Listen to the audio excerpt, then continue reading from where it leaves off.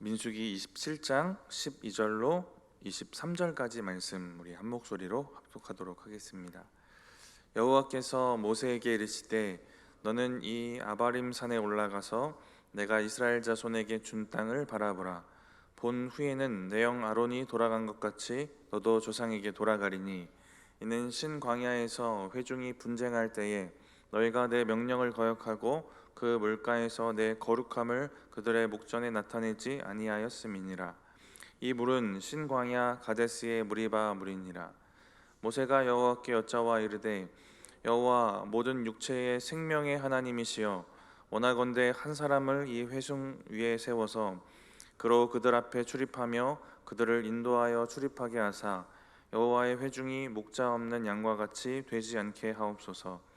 여호와께서 모세에게 이르시되 눈의 아들 여호수아는 그 안에 영이 머무는 자니 너는 데려다가 그에게 안수하고 그를 제사장 엘르아살과 온 회중 앞에 세우고 그들의 목전에서 그에게 위탁하여 내 종기를 그에게 돌려 이스라엘 자손의 온 회중을 그에게 복종하게 하라. 그는 제사장 엘르아살 앞에 설 것이요 엘르아살은 그를 위하여 우림의 판결로서 여호와 앞에 물을 것이며 그와 온 이스라엘 자손 곧 온 회중은 엘르아살의 말을 따라 나아가며 들어올 것이라. 모세가 여호와께서 자기에게 명령하신 대로 하여 여호수아를 데려다가 제사장 엘르아살과 온 회중 앞에 세우고 그에게 안수하여 위탁하되 여호와께서 모세에게 명령하신 대로 하였더라. 아멘. 둘 중에 하나 골라보시겠습니까? 오늘도 밸런스 게임으로 한번 시작을 해보면요, 저희 청년부 수련회 때 했던 밸런스 게임이 상당히 많은데 그 중에 두 가지인데요. 하나는 성경에 죽음을 경험하지 않은 사람들이 있거든요. 죽음을 경험하지 않는데 인생을 짧게 사는 거랑, 성경에 진짜 오래 산 사람 있잖아요. 무드셀라 969세 산 사람, 죽음을 경험하긴 하는데 이렇게 오래 사는 거, 둘 중에 어떤 게 더 좋으십니까? 네? 똑같아요. 네, 그거나 똑같습니까? 네, 그럼 두 번째, 예수님이 다시 오시는 날을 알게 되는 거랑, 아니면 두 번째는 자신이 죽는 날을 아는 거. 네, 둘 중에 선택할 수 있다면 뭘 선택하시겠습니까? 예, 여기 2번 한 분 나왔고요. 나머지는 1번이신가요? 네. 청년의 수련회 때도 청년들에게 물어봤는데 거의 예수님 오시는 날 아는 게 좋다 이런 얘기 했던 기억이 납니다. 죽음에 대한 질문들로 밸런스 게임을 좀 해봤는데, 죽음이라는 것이 참 인간에게 두려운 거잖아요. 예수 믿어도 그 한없는 두려움이 또 근본에 있기도 하고, 이 참 죽음이라는 것이 무섭고 두려운 문제인데요. 아까 밸런스 게임도 해봤지만 오늘 본문의 모세도 뭐 날짜까지는 아닌데 하나님으로부터 사형 선고 같은 얘기 듣는 거잖아요, 오늘 장면. 근데 오늘 하나님이 하시는 이야기들을 오늘 같이 읽어봤는데 생각보다 다정하지는 않으십니다. 120년 가까이 우여곡절을 막 겪게 하시고 인생 가운데 그렇게 살게 하시고선 고생했다 뭐 이런 말이 없더라고요. 40년간 진짜 말 안 듣는 이스라엘 백성들 인도하느라 엄청 고생했을 것인데 따뜻한 말 한마디 없는 것 같습니다. 오늘 본문에 오히려 모세의 그 죄를 들춰내시는 장면이 나오긴 합니다. 근데 참 묵상을 하다가 말은 없는데 오묘하게도 참 하나님의 은혜가 느껴지는 것 같거든요. 12절과 13절 말씀입니다. 우리 같이 한번 다시 읽어보겠습니다. 여호와께서 모세에게 이르시되 너는 이 아바림 산에 올라가서 내가 이스라엘 자손에게 준 땅을 바라보라. 본 후에는 내 형 아론이 돌아간 것 같이 너도 조상에게 돌아가리니. 그 산에 올라가서 이 모세가 무슨 생각을 했을까, 이런 것들을 좀 상상해 보니까 이 장면이 되게 감동적일 수도 있겠다라는 생각이 좀 들었거든요. 지난 40여 년, 더 거슬러 가면 80년, 더 거슬러 가면 120년의 세월이 기억나지 않았을까 하는 생각이 듭니다. 그 기간 동안 신실하게 인도하신 하나님의 은혜가 생각났을 것 같아요. 모세가 신명기 3장에 가면요, 가나안에 들어가고 싶습니다, 들어가게 해주세요라고 조심스럽게 하나님께 요청했던 그 상황이 기록되어 있거든요. 근데 하나님이 어떻게 하시냐면, 잘 알고 있는 스토리시니까 거절하십니다. 그러면서 하나님이 하시는 말씀이 뭐라고 하시냐면 이렇게 얘기하세요. 그만해도 족하니라라고 말하십니다. 이 정도로도 충분하다. 뭐가 충분하다는 얘기냐면, 지금까지 네가 나로부터 받은 은혜가 충분하다라는 얘기예요. 하나님이 모세에게 베푸신 은혜가 이미 족하다는 겁니다. 신약에 바울이 들었던 응답과 비슷하죠. 은혜가 너에게 족하다. 이미 족한 은혜를 네가 받았다라는 얘기를 하십니다. 그래서 모세는 사형 선고를 받고 산에 올라가 수는 있지만 들어갈 수 없는 그 가나안을 바라보면서도 하나님의 진한 은혜를 기억하지 않았을까 하는 생각들이 듭니다. 우리도 우리의 계산으로 하고 우리의 생각으로 하면 하나님 우리에게 베풀어 주신 것 서운할 수도 있고 그럴 것 같거든요. 근데 지난날 이렇게 돌이키다 보면 내가 죽기 전에 주어진 게 요만큼이어도 참 감사할 수 있지 않을까 하는 생각이 듭니다. 모세도 그러지 않았을까 하는 생각이 들고요. 모세의 반응이 그래서 되게 은혜롭지 않습니까? 하나님의 말씀을 인정하고 명령에 순종하고, 그리고 이어지는 스토리는 더 감동적입니다. 자기의 서운함을 생각하지 않고 오히려 남겨질 이스라엘을 걱정하는 장면이 이제 오늘 등장하는 건데요. 16절, 17절입니다. 우리 같이 한번 읽어보겠습니다. 여호와 모든 육체의 생명의 하나님이시여, 원하건대 한 사람을 이 회중 위에 세워서 그로 그들 앞에 출입하며 그들을 인도하여 출입하게 하사 여호와의 회중이 목자 없는 양과 같이 되지 않게 하옵소서. 남겨질 이스라엘을 걱정합니다. 리더가 없어서 목자 없는 양처럼 방황할까 걱정을 합니다. 제가 이 장면을 보면서 가장 먼저 감동이 되고 깨닫게 되었던 게 무엇이냐면, 마지막이 아름다운 사람이 되면 좋겠다라는 겁니다. 모세가 하나님의 말씀을 인정하고 순종합니다. 자기를 위해 마지막에 더 이상 목매지 않고 서운해하지 않고 남겨질 이스라엘을 생각해요. 이 마무리가 참 감동적이고 아름답다라는 생각을 했거든요.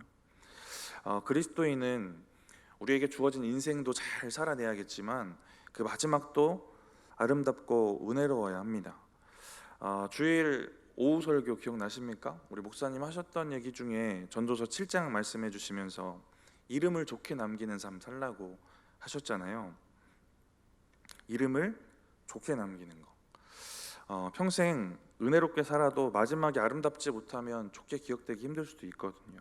우리의 마지막이 사람 보기에도 하나님 보기에도 아름다웠으면 좋겠습니다. 성경에도 보면 마지막이 안 좋았던 사람이 참 많은데 그 중에 사울왕을 한번 생각해 보면요, 시작이 좋았는데 마지막이 비참합니다. 왜 그랬을까? 여러 이유가 있겠지만 사울이 이 땅의 것, 자기에게 주어진 것, 이 땅의 것들에 그게 분명 하나님 주신 것임에도 거기에 매여서 이 땅에 이룰 것, 이 땅의 것, 여기에 매여 있기 때문인 것 같아요. 근데 모세의 오늘 이 마지막 장면을 보니까 이 땅의 업적, 못 들어가는 거, 자기가 가진 권력과 권세까지 이제 여호수아에게 그 위임하는 장면을 보면요, 이 땅에 이룰 것에 대한, 그 땅의 것에 대한 매이지 않는 마음이 보여집니다. 어떻게 우리의 마지막이 아름다울 수 있을까? 어떻게 잘 죽을 수 있을까? 이것들을 고민해 볼 때 여기에도 한 가지 답이 있지 않을까 하는 생각이 듭니다. 이 땅의 것에 우리가 매이지 않을 수 있다면 우리의 마지막이 모세와 같을 수 있지 않을까 하는 생각을 해봅니다. 어떻게 이 땅의 것에 매이지 않을 수 있을까? 민수기를 통해 우리가 한 가지 답을 얻은 것은 본향을 바라보는 믿음이 있으면 됩니다. 이스라엘 백성들이 광야에서 땅의 것, 지금 살고 있는 그 바닥만 바라보니까 거기에 고기 없고 밥 없고 만나 없고 이런 것, 물 없고 이런 것들 생각하잖아요. 그리고 지난 떠나온 애굽을 그리워합니다. 그렇게 가나안을 못 바라보니까 살고 있는 그 땅의 것들을 바라보게 되는 그런 삶의 모습들이 있었습니다. 저와 여러분에게도 본향 바라보는 믿음이 있으면 이 땅의 것에 매이지 않게 되는 것이 너무 당연한 것입니다. 이 땅의 것에 매이지 않아야 마지막이 아름답다. 다르게 말하면 잘 죽는다라는 생각이 드는데요. 본향 바라보는 믿음이 우리로 참 잘 살고 잘 죽게 하겠구나라는 생각이 듭니다. 저도 인생의 목표 중에 하나가 잘 죽는 거, 그리고 청년부 설교 때도 얘기했는데 잘 죽고 싶습니다. 주변 사람들에게도 그렇고 하나님 보시기에도 잘 살다 왔다, 마무리도 잘했다, 이런 얘기 듣고 싶은 마음이 있어요. 예수님도 이 땅에 죽기 위해 오셔서 잘 사시고 아름다운 죽음으로 우리를 살리시지 않았습니까? 본향을 바라보는 믿음, 이 믿음을 좀 생각해 보는데요, 구원과 영생의 믿음입니다. 이 믿음이 있어야 우리의 마지막이 아름다울 수 있다. 우리가 이것을 기억하고 살았으면 좋겠습니다. 모세가 먼 산에서 바라보았지만 이미 가나안 가진 사람처럼 그만큼의 은혜가 있었고 하나님 보시기에도 충분한 은혜가 있었던 사람입니다. 그리고 히브리서 11장에 보면 그 믿음의 선조들을 이야기할 때 더 나은 본향을 사모하는 자들이라고 하셨거든요. 모세 또한 그러했던 것 같아요. 우리 히브리서 말씀 같이 한번 읽어보겠습니다. 히브리서 11장 16절입니다. 그들이 이제는 더 나은 본향을 사모하니 곧 하늘에 있는 것이라. 이러므로 하나님이 그들의 하나님이라 일컬음 받으심을 부끄러워하지 아니하시고 그들을 위하여 한 성을 예비하셨느니라. 아멘. 우리에게 이와 같은 삶이 있기를 축복하고요. 그리고 좀 더 나아가서 이미 그 본향을 소유한 사람처럼, 그 본향에 들어간 사람처럼 사는 믿음이 있기를 바랍니다. 오늘 민수기 27장 우리 12절부터 읽었는데 앞부분에 보면 재밌는 이야기가 나옵니다. 슬로브핫의 딸들의 이야기가 나오는데요, 슬로브핫에게는 아들이 없어서 딸들이 아버지가 받을 기업을 우리에게 주십시오라고 요청하는 장면이에요. 남성에게만 이 기업을 주고, 남성 중심 그 시대적 분위기 상황도 우리가 잘 알고 있지 않습니까? 근데 그런 규범들을 거스르는 요청입니다. 제가 아침에 묵상하면서 생각해 보니까 모세가 고민할 필요가 있었을까 이런 생각도 들더라고요. 그냥 고민할 것 없이 사회적으로도 다 통용되는 이런 분위기 속에서 그냥 쉽게 결정할 수 있는 문제 아니었을까 하는 생각도 듭니다. 거절하면 되는 문제 아닌가? 근데 모세가 참 대단한 게 이 문제를 가지고 하나님께 묻습니다. 했더니 하나님이 슬로브핫의 딸들의 말이 옳으니라라고 하세요. 근데 이 옳다라는 말에 제가 좀 꽂혔는데, 단순히 그들의 이야기가 맞다 뭐 인정하시는 정도가 아니라 이게 옳은 일이고 이게 정의로운 거고 공의로운 거다라는 얘기를 하세요. 여기서 한 가지 궁금증이 생기실 수 있는데, 오늘도 당연히 저만 궁금하겠죠. 네, 저는 이런 궁금증이 생겼어요. 이 맥락이 약간 느낌이 어땠냐면, 슬로바앗의 딸들이 얘기를 잘해가지고 모세를 깨닫게 하고 하나님을 깨닫게 한 건가? 뭔가 이 맥락이 그렇게 느껴졌거든요. 하나님이 생각하지도 못한 일을 건의해서 모세도 하나님도 생각을 바꾸시게 한 걸까? 뭔가 이야기 스토리의 흐름 자체가 그런 느낌이 저는 들었거든요. 하나님이 보시기에 옳고 공의로운 일이시면 하나님이 그냥 먼저 명령하시고 먼저 규례를 주셔도 되는 일 아닌가라는 생각이 든 겁니다. 근데 왜 슬로바앗의 딸들이 요청을 하니까 그때서야 생각해보니 그게 옳은데? 라고 막 이런 느낌의 뉘앙스로 이야기가 흘러가는 것 같은 거예요. 왜일까라는 묵상을 좀 더 해보다가 저는 슬로바앗 딸들과 같은 그런 믿음을 하나님이 좀 기다려 보신 게 아닐까라는 생각이 들었어요. 오늘 본문 12절을 한번 보시면 하나님이 가나안을 이스라엘에게 줄 땅이 아니라 준 땅이라고 말씀하시거든요. 근데 군대 개수하는 이 장면들부터 쭉 보시면 중간중간 하나님이 이미 가나안을 다 들어가고 정복한 것처럼 여기시고 이스라엘에게 말씀을 주시는 장면들이 나옵니다. 근데 슬로바스의 딸들이 그런 믿음이 있었다라는 생각이 들어요. 가나안에 이미 들어가서 정착할 것이라는 확신, 이미 들어간 것처럼 믿는 그 믿음이 있었기 때문에 이 기업을 요청하지 않았을까 하는 생각이 듭니다. 슬로바 딸들의 그 족보도 나옵니다. 되게 믿음 있는 가문, 그 족보가 지워질까 봐 걱정하는 장면도 나오는데, 그 뒤에 하나님께서 응답하시고 결론 지어 주시는 규례들을 보면 기업에 대한 내용들이거든요. 그 땅에 대한 믿음이 이들에게 있고 그 땅을 갈망하고 소망하는 믿음이 그들에게 있었고 하나님이 그 믿음을 기다리신 게 아닐까 하는 생각이 들었어요. 하나님 지혜가 부족하셔서 슬로브와 딸들의 말을 듣고 막 깨달음 얻으시고 그럴 리가 없는 거잖아요. 기업을 사모하고 가나안 사모하고 이미 들어간 것 같은 믿음이 있고 주실 것처럼 이미 얻은 것처럼 여기는 그 믿음이 그들에게 있었고 이 믿음을 기다리시고 보기 원하신 게 아닌가라는 생각이 들었습니다. 이걸 우리가 가진 본향에 적용해 보면요, 저와 여러분도 이미 주어진 본향이 있어요. 네, 본향 없는 사람처럼 살 수도 있습니다, 이 땅에서. 근데 슬로브와 그 딸들처럼 이미 본향에 들어간 것처럼 내가 그것을 꼭 받아야 되는 사람처럼 갈망하고 소망하고 침노하는 자에게 천국 주신다고 했던 것처럼 우리가 그렇게 하나님 앞에 믿음으로 그 사모하는 마음을 좀 올려드릴 수 있으면 좋을 것 같습니다.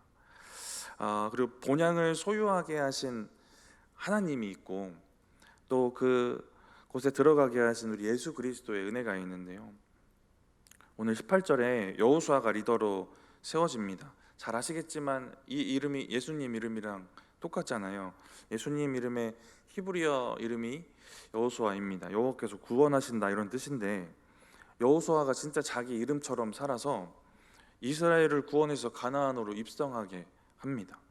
예수님의 사역도 똑같이 영적 이스라엘인 저와 여러분들, 이 땅의 모든 성도들을 영적 가나안 천국으로 인도하세요. 이처럼 우리가 예수 그리스도의 은혜를 바라볼 수 있어야 예수님을 통해 얻은 구원과 영생, 그 천국 바라보는 본향을 사모하는 마음도 거기서부터 시작되지 않겠습니까? 우리가 너무 당연한 은혜처럼 생각해오고 너무 많이 들어오던 얘기라 우리의 마음이 차가워지고 식어질 수도 있겠지만, 이 은혜부터 우리가 회복하고 기억하면 우리가 천국도 더 깊이 바라보고 더 은혜로운 그러한 인생, 또 우리의 인생의 마무리도 그렇게 될 줄 믿습니다. 이어지는 16절 보시면 여호수아가 이제 세워지는 장면인데, 우리 16절 같이 한번 읽어보겠습니다. 여호와 모든 육체의 생명의 하나님이시여, 원하건대 한 사람을 이 회중 위에 세워서. 모세가 하나님을 어떻게 부르냐면 모든 육체의 생명의 하나님이라고 부릅니다. 모든 생명의 주관자이신 하나님, 이렇게 부르는 거거든요. 자기의 생명을 이제 걷어가시겠지만 이스라엘의 백성에게 생명도 주시고 그들의 생명을 보호하시고 인도해 오신 하나님이 그들을 지켜줄 지도자를 보내주시겠구나라는 믿음도 있었을 것이고, 이 일 자체를 하나님께 의탁하는 믿음도 모세에게 있었던 겁니다. 이런 기도를 하는 게 참 귀하고 좋은 믿음이다라는 생각이 들었던 게, 모세가 가나안에 들어가지 못하게 된 건 자기 죄의 열매는 맞는데, 한 번 더 생각해 보니까 저는 이런 마음까지 좀 들었거든요. 이스라엘 백성들이 불평을 해서, 이스라엘 백성들이 원인 제공해서 그래서 그런 거 아닌가, 이런 생각도 좀 들었습니다. 근데 이스라엘을 위해 걱정하고 염려하고 그들을 방황하지 않도록 리더가 세워지기를 원하는 그 모세의 마음들이 좀 보여지는 것 같아요. 그래서 모든 육체의 생명이신 하나님, 생명의 주관자이신 하나님, 이 믿음을 가지고 하나님께 간구하고 있습니다. 하나님께 이 모든 그 일들을 의탁하는데 모세가 자기 생각도 있지 않았을까라는 생각도 들어요. 자기가 보기에 적절한 사람이 있지 않았을까? 근데 또 이 생각하다 보면 그게 또 여호수아 아니었을까, 이런 생각도 들긴 하는데, 자기 조건, 인간적인 생각들, 환경 다 이제 뒤로 하고 하나님께 이 문제를 맡기는 믿음도 참 좋은 믿음이구나 라는 생각이 들었습니다. 17절에 이제 모세가 이 리더가 필요한 이유를 이제 얘기를 합니다. 이스라엘에 대한 걱정을 얘기하는데, 우리 17절 다시 한번 같이 읽어보겠습니다. 그로 그들 앞에 출입하며 그들을 인도하여 출입하게 하사 여호와의 회중이 목자 없는 양과 같이 되지 않게 하옵소서. 이런 걱정을 하는데 17절의 표현을 보면 출입하여 그들을 인도하여 출입하게 하사, 이런 표현이 있는데요, 원어를 직역하면 이렇게 된대요. 이끌고 나아가게도 하고 이끌고 들어오게도 하사. 이게 관용적인 표현인데 어떤 일을 잘 처리하는 모양을 이제 표현할 때 쓰는 표현이라고 합니다. 어떤 일의 업무를 잘 처리하는 것, 잘 수행하는 것. 그래서 어떤 번역을 보니까 공동체에 문제가 생길 때마다 문제를 잘 풀어나가며 잘 이끌고 나갈 수 있게 하셔서 이런 식으로 번역된 성경도 있더라고요. 모세는 가나안에 못 들어가고요. 근데 가나안에 들어가서 치러야 될 일들이 참 많습니다. 전쟁도 해야 되고 정복하고 땅도 나눠야 돼요. 군사적으로도 그렇고 정치적으로도 그렇고 능력 있고 리더십 있는 사람이 필요합니다. 그래서 모세도 이런 능력 있는 리더를 구하는 것 같거든요. 그 출입에 대한 얘기, 일을 잘 처리해서 갈 때 가고 멈출 때 멈추게 할 수 있는 능력 있는 지도자를 구하고 있습니다. 이들이 목자 없는 양처럼 방황하지 않도록. 그런데 18절에 하나님의 응답을 함께 읽어보겠습니다. 18절 말씀 같이 한번 읽어보겠습니다. 여호와께서 모세에게 이르시되 눈의 아들 여호수아는 그 안에 영이 머무는 자니 너는 데려다가 그에게 안수하고. 여호수아를 택하시고 그에게 안수하라고 하시는데 그 사이에 하나님이 중요한 얘기를 하세요. 근데 먼저 여호수아가 리더로서의 자질이 괜찮았을까 생각해보면 괜찮은 사람이 맞잖아요. 용맹한 군사이기도 하고 정치적으로도 중요한 입지에 있었을 것이고, 그리고 그 인생을 좀 되짚어 보면 리더로서 장점이 될 만한 좋은 자질을 훈련하는 과정들이 있었습니다. 모세를 쫓아다니면서요. 모세가 시내산에 올라가서 하나님 만날 때 여호수아도 동행하게 됩니다. 그래서 시내산에 같이 머무는 그런 장면도 있고, 출애굽기 33장 11절 이거 잘 아시는 장면인데 같이 한번 읽어보겠습니다. 사람이 자기의 친구와 이야기함 같이 여호와께서는 모세와 대면하여 말씀하시며 모세는 진으로 돌아오나 눈의 아들 젊은 수종자 여호수아는 회막을 떠나지 아니하리라. 모세가 회막에 들어가서 하나님 만날 때 그 곁을 지키다가 모세가 돌아가도 회막을 지키는 그런 일들을 행했던 사람입니다. 모세가 하나님과 만나고 교제하는 것, 이것들을 곁에서 보고 배웠고, 모세가 하나님을 어떻게 섬기는지 가장 가까이서 보고 배웠던 사람입니다. 정치적, 군사적 그런 인간적인 자질도 있었겠지만 영적 조건도 잘 훈련된 충분했던 사람이다라는 생각이 듭니다.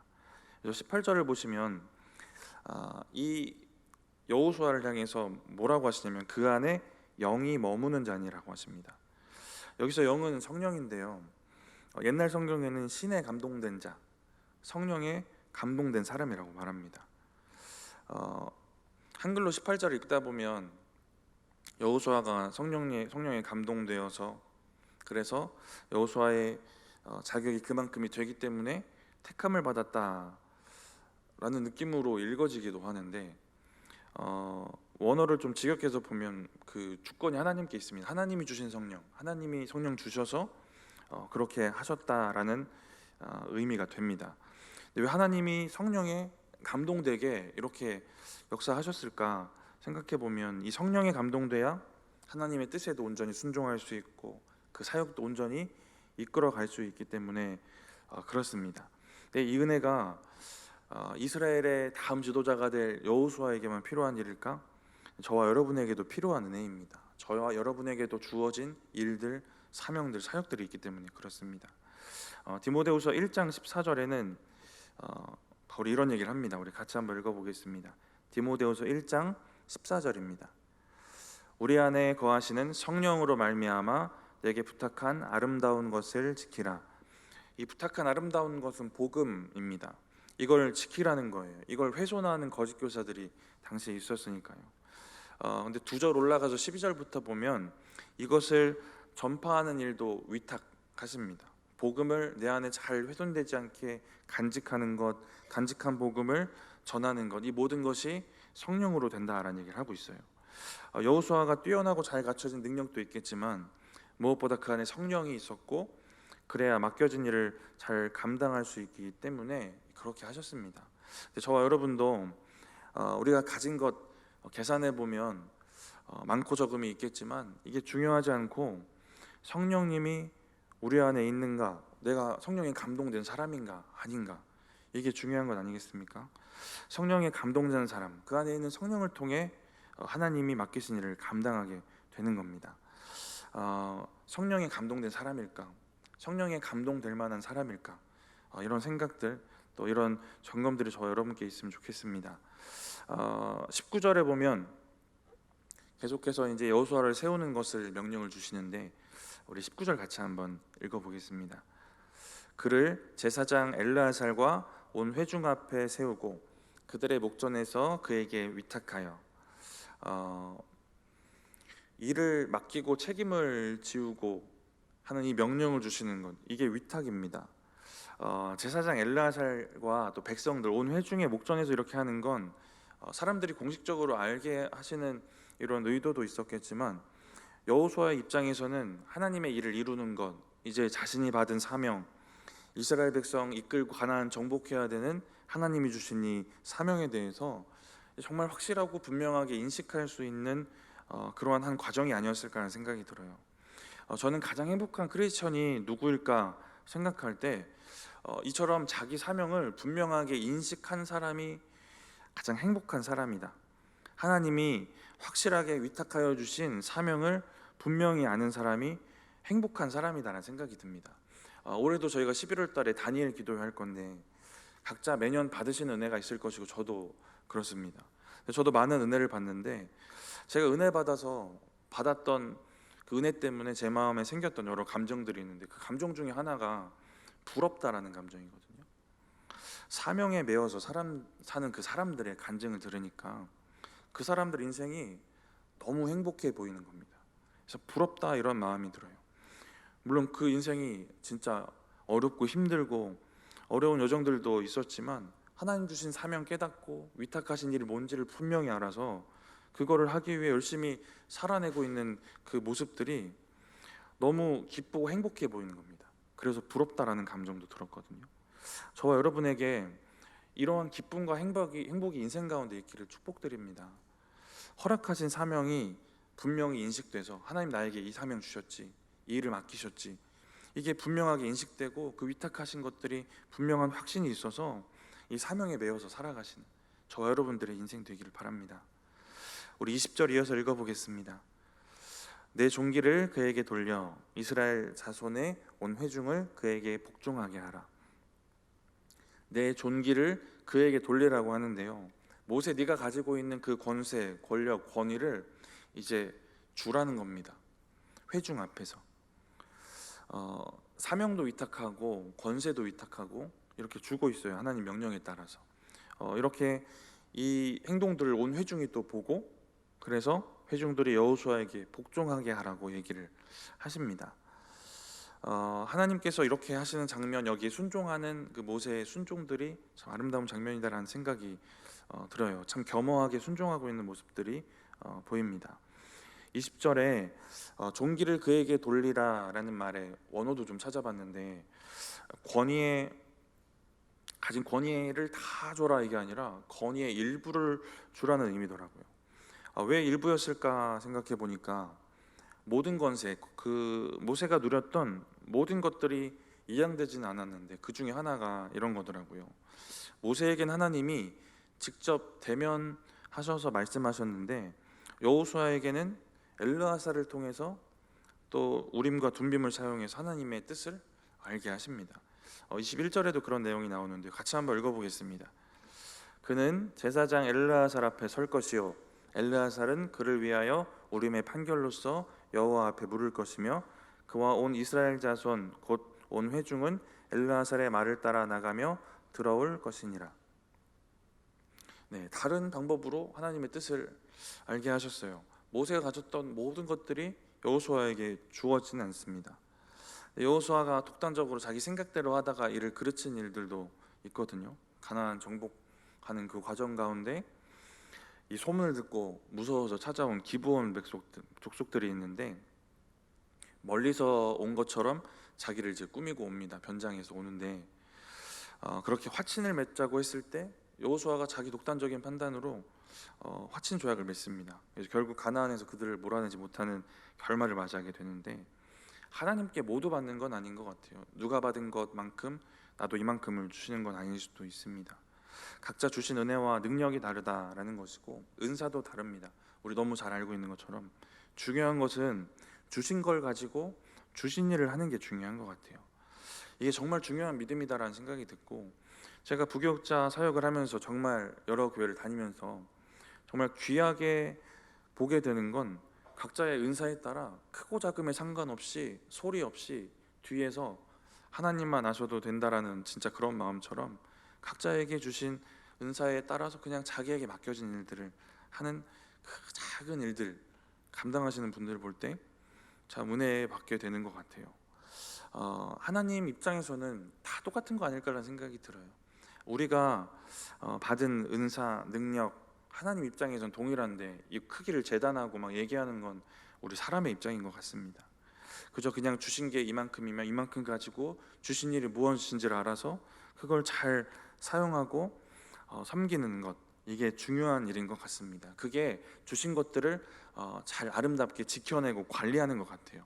그래서 베드로전서 4장에 받은 은사를 귀하게 여기고 이걸로 봉사하는 사람을 선한 청지기 같다고 이야기를 합니다. 우리 베드로전서 4장 10절입니다.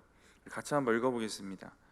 각각 은사를 받은 대로 하나님의 여러 가지 은혜를 맡은 선한 청지기 같이 서로 봉사하라. 선한 청지기 같이 봉사하라는 겁니다. 11절에는 하나님이 공급하시는 힘으로 하라라는 말씀도 나오는데 그 힘으로 맡겨주신 일을 선한 청지기처럼 감당하는 겁니다. 주신 만큼 또 주신 사역을 나에게 주신 것, 나에게 주지 않으신 것, 능력과 은사가 넘치던 넘치지 않던 이건 상관없고 하나님이 위탁하신 일을 감당하는 겁니다. 이게 정말 행복한 인생이 아닐까라는 생각이 들어요. 여호수아가 세워지는 과정을 보면서 모세가 가졌던 전부가 위탁되진 않았구나라는 것을 보았습니다. 근데 하나님이 세우셨구나라는 게 중요한 일이었고 하나님이 세워주실 만한 사람이었다라는 것도 우리가 기억해야 될 부분인 것 같고요. 그리고 주어진 것을 선한 청지기처럼 잘 감당했다라는 것들이 저와 여러분에게 교훈이 되어야 될 것 같습니다. 그러한 삶을 살아가시기 바랍니다. 세워주실 만한 사람 되시고 하나님 세우셔서 그 일들을 잘 감당하시는 저와 여러분들 되시기 바랍니다. 말씀을 마치면서 두 사람의 인생을 우리가 좀 같이 보았는데 모세의 삶을 함께 나누면서 우리의 마지막도 아름다웠으면 좋겠다, 이런 사모함이 있었습니다. 하나님의 신실하신 가운데 이 땅의 것 매이지 않고 하늘의 것들을 사모하며 살기를 결단했습니다. 또 여호수아가 세워지는 이 과정을 보면서 여호수아처럼 세워지고 은혜 받을 받는 사람, 그리고 하나님 허락하신 것들을 잘 감당해내는 사람이 되기를 또 결단했습니다. 저와 여러분의 인생이 하나님 앞에 그렇게 아름답게 기억되기를 축복합니다.